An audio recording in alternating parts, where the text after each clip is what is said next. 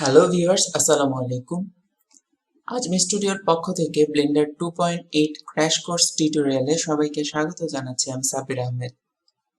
আজকের পর্বে আমি আপনাদেরকে ব্লেন্ডারের বেসিক ইন্টারফেসের সঙ্গে পরিচয় করে দেওয়ার চেষ্টা করব।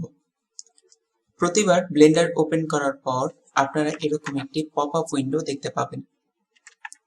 এখান থেকে নিউ ফাইলে যে ক্যাটাগরিগুলো রয়েছে সেখান থেকে আপনি চাইলে নতুন কোনো ওয়ার্ক স্পেসে কাজ শুরু করতে পারেন।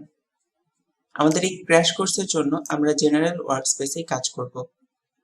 এর নিচে ওপেন বাটনে ক্লিক করে আপনি চাইলে আপনার সেভ করা কোনো ফাইল ওপেন করতে পারবেন।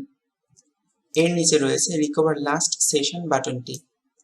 এই বাটনে ক্লিক করে আপনি সর্বশেষ করা কাজটি পুনরুদ্ধার করতে পারেন। কোনো কারণে যদি কাজ করার সময় ব্লেন্ডার ক্র্যাশ করে অথবা আপনি কোনো কাজ করার পর সেটি সেভ করতে ভুলে যান, তাহলে এই বাটনটি আপনার খুবই কাজে দিবে। মূলত কাজ করার সময় ব্লেন্ডার উইন্ডোজের টেম্পোরারি ফোল্ডারে একটি টেম্পোরারি ফাইল ক্রিয়েট করে এবং কিছুক্ষণ পর পর সেটি সেভ করতে থাকে। আপনি যখন রিকভার লাস্ট সেশন বাটনে ক্লিক করবেন, তখন সর্বশেষ সেভ হওয়া ফাইলটি ব্লেন্ডার আপনার সামনে উপস্থাপন করবে। এখানে গেটিং স্টার্টের মধ্যে ম্যানুয়াল ব্লেন্ডার ওয়েবসাইটের লিংক রয়েছে। এখানে ক্লিক করে আপনি ম্যানুয়াল চেক করতে পারেন অথবা ব্লেন্ডারের ওয়েবসাইটেও যেতে পারেন।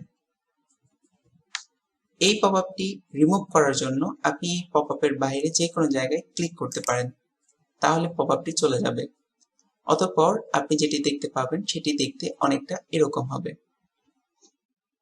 এখানে চতুর্ভুজ আকৃতির যে আলাদা আলাদা এরিয়াগুলো দেখতে পাচ্ছেন, ব্লেন্ডারে এগুলোকে এক একটি এডিটর বলা হয়। ব্লেন্ডারে যে ডিফল্ট ওয়ার্কস্পেস রয়েছে সেটি 4টি আলাদা আলাদা এডিটরে বিভক্ত। প্রতিটি এডিটরের উপরে বাম কোণায় এডিটরের আইকন থাকে। সেখানে ক্লিক করে আপনি চাইলে এডিটর পরিবর্তন করতে পারেন। এই সব থেকে বড় এডিটরটি, এখানে এটির নাম দেখতে পাবেন, এটি হচ্ছে 3D ভিউপোর্ট। একইভাবে উপরে ডান কোণায় যে এডিটরটি রয়েছে এটির নাম হচ্ছে আউটলাইনার। এর নিচে যে এডিটরটি রয়েছে এটির নাম হচ্ছে প্রপার্টিজ এবং একেবারে নিচে আড়াআড়ি ভাবে বিভক্ত যে এডিটরটি রয়েছে এটি হচ্ছে টাইমলাইন। প্রতিটি এডিটরের প্রান্তে ধরে আপনি চাইলে সেগুলোকে নিজের মতো করে কাস্টমাইজ করে নিতে পারবেন। এই বাটনে ক্লিক করে এডিটর পরিবর্তন করতে পারবেন। এছাড়াও চাইলে নতুন এডিটর কাজের সুবিধার্থে আনতে পারবেন অথবা বন্ধ করে দিতে পারবেন। এর উপরে, এডিটরের উপরে দেখতে পাচ্ছেন এইখানে বেশ কিছু বাটন রয়েছে। এগুলো হচ্ছে মূলত ওয়ার্কস্পেস। এক একটি ওয়ার্কস্পেস হচ্ছে এডিটর সমূহের বিভিন্ন রকমের বিন্যাস।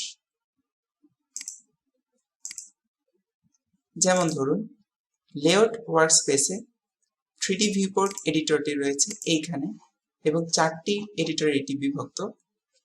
মডেলিং ওয়ার্কস্পেসে দেখতে পাচ্ছেন এখানে নিচে টাইমলাইন এডিটরটি নেই। 3D এডিটর, 3D ভিউপোর্ট এডিটরটি এই নিজের জায়গায় রয়েছে। আবার স্কাল্পটিং এডিটরে এটির বিন্যাস অন্যরকম, ইভি এডিটিং এ এটির বিন্যাস অন্যরকম। এগুলো হচ্ছে মূলত কাজের সুবিধার্থে বিভিন্ন রকমের ওয়ার্কস্পেস। আমরা আমাদের ক্র্যাশ কোর্সে প্রতিবারই লেআউট, ডিফল্ট যে লেআউট ওয়ার্কস্পেস রয়েছে সেটি ব্যবহার করব এবং প্রয়োজনে বিভিন্ন এডিটর নিয়ে আসবো অথবা ক্লোজ করে দিব। এর বাম পাশে এখানে রয়েছে যে কোনো সফটওয়্যারে বিভিন্ন যে মেনু অপশন থাকে, মেনু বার থাকে, সেটি এখানে রয়েছে file menu, edit menu, render menu, window, help সহ বিভিন্ন প্রয়োজনীয় টুলস। ইনশাআল্লাহ পরবর্তী টিউটোরিয়ালে আমরা আপনাদেরকে দেখাবো কিভাবে আপনারা এই এডিটর সমূহে নেভিগেট করতে পারবেন। সেই পর্যন্ত আল্লাহ রাব্বুল আলামিন সবাইকে ভালো রাখুক। আল্লাহ হাফেজ।